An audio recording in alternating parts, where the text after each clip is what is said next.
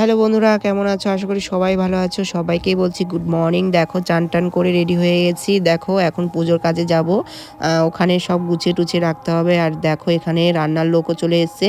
আর দেখো এখানে কাটাকাটি হচ্ছে। সকালেরটা রান্না হবে, তারপর রাতের রান্না হবে। সব কিছু নিয়ে আসা হয়েছে। এখন শুধু গুছিয়ে ফল টল কেটে দেবো, তারপর ঘরটা একটু সাজাবো।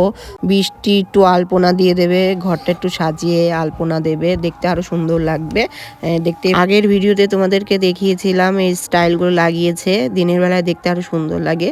থালা বাসন সব ধোয়া হয়ে গেছে, এগুলোর মধ্যে ফল টল কাটা হবে, তারপরে খিচুড়ি পায়েস এগুলো রান্না করা হবে।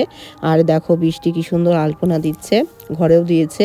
তা কেমন লাগছে অবশ্যই বলবে। আমি আবার ফল টল কাটবো। আমার বর চান টান করে জবা ফুলের মালা মায়ের গলায় দিয়ে দিয়েছে এবং রূপোর চুড়িও পরিয়েছে। তাই দেখো এখন ফল টল কাটা হচ্ছে। এখানে শেষ করছি, পরে ভিডিও।